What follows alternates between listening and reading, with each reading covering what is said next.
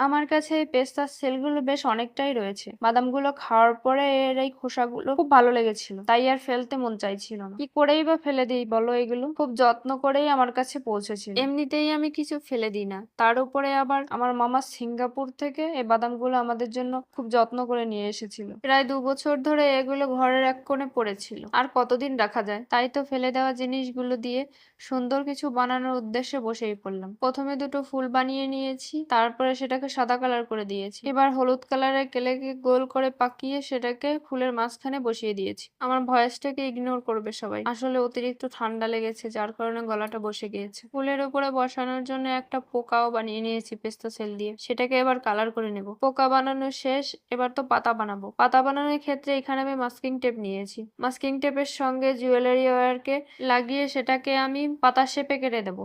তোমরা তোমাদের মনের মতো করে যে কোনো শেপ দিয়ে পাতাটা কেটে নিতে পারো। আজকের ক্রাফটটা খুবই সহজ। ফেলে দেওয়া জিনিস দিয়ে বাড়িতে এত সুন্দর যে হোম ডেকোর আইটেম বানানো যায়, সেটা না দেখলেই বুঝতে পারবে না তোমরা। স্কিপ না করে পুরো ভিডিওটা দেখলে কিন্তু তোমাদেরই লাভ। তোমরা কে কোথা থেকে আমার ভিডিওটি দেখছো অবশ্যই কমেন্টে জানিয়ে যাবে।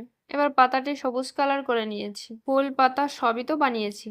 এবার ফুলটা দাঁড়ানোর তো ব্যবস্থা করতে হবে, তার জন্য পিছনেই আমি গ্লু গানের সাহায্যে আঠা লাগিয়ে সেটাকে একটা মোটা তারের সঙ্গে জুড়ে দিয়েছি। এবার এগুলো কিসের উপরে বসাবো কিছুই খুঁজে পাচ্ছিলাম না। পরে খুঁজতে খুঁজতে মাথায় এলো বাসন মাজার সাবানের যে কৌটোগুলো হয় ওগুলো অনেকটা পড়ে আছে আমাদের বাড়িতে, সেটাকে একটু সাজিয়ে গুছিয়ে তার উপরে এই ফুলগুলো আর পাতাগুলো বসিয়ে দেবো। আমার এই ছোট ছোট ক্রাফটিং ভিডিওগুলো তোমাদের কাছে কেমন লাগে? যদি ভালো লাগে থাকে তাহলে এই ভিডিওগুলো সবার আগে পেতে ফেসবুক থেকে দেখলে ফলো করে দেবে, আর ইউটিউব থেকে দেখলে সাবস্ক্রাইব করে দিতে কিন্তু ভুলো না। আর হ্যাঁ, এরপরে আমি কি ধরনের ভিডিও বানাবো সেটা কিন্তু তোমরা আমাকে কমেন্ট করে জানিয়ে দিতে পারো, তাহলে আমার সুবিধা হয়, আর তোমরাও তোমাদের পছন্দ মতো ভিডিও পেয়ে যাবে।